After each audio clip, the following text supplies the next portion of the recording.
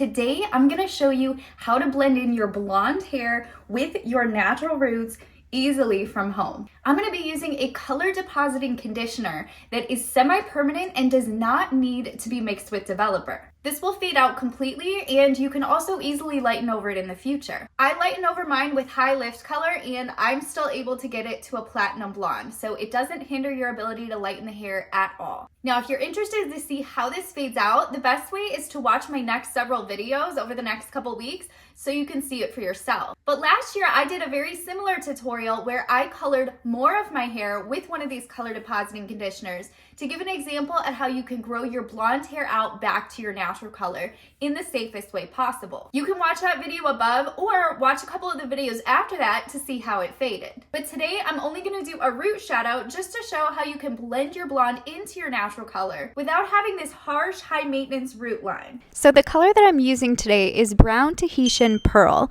and some other options that I would recommend are Cocoa Quartz and Star Sapphire. Star Sapphire is probably the one I would recommend to most people. Cocoa Quartz is a little bit lighter, so if you have a lighter natural color, you can go with that option. And the Brown Tahitian Pearl is a little bit more of a toning conditioner. It will remove unwanted red tones from the hair, but in some instances it can turn the hair greenish if you have a lot of yellow in your hair.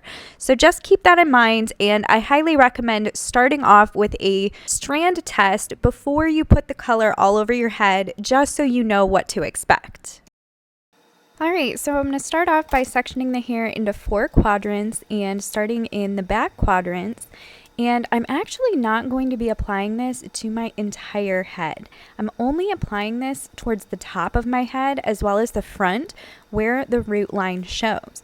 You can apply this to your roots all over your whole head, but I find that it's not totally necessary. And so I have poured the conditioner into a bowl and I'm using a brush as if it was regular hair color. I'm applying the color to my roots as well as slightly into the blonde hair. This is going to blend the two tones together without having that harsh line. Now this process really only takes a few minutes just because I'm only applying it to the top and the front, but if this still looks a little too complicated for you, you can actually use the color depositing shampoos and shampoo it at your root without pulling it down to the ends. I did that method in an older video where I blended my blonde hair into my natural root with a purplish color. But I do prefer this method because I feel that you can be a little bit more precise when doing it out of the shower with a bowl and a brush than you can when you're in the shower using a shampoo without a mirror. Once I'm finished applying the color, I like to take a comb or my fingers and slightly pull the color from the root down into the blonde hair.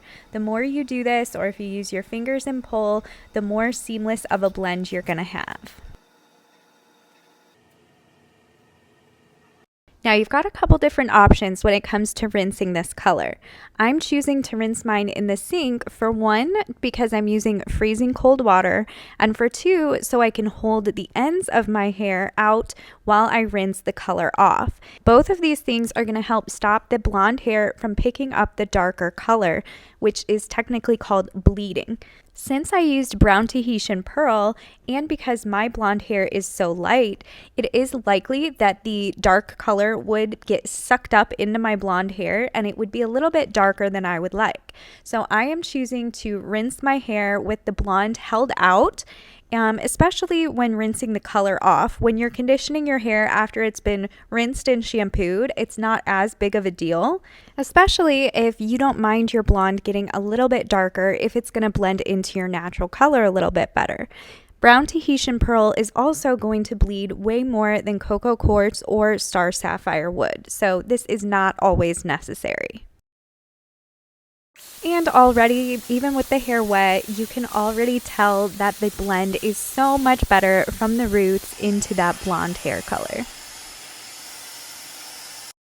As a reminder, here's the before and here's the after. A little bit darker, and you can tell that it blends so much better into the blonde color.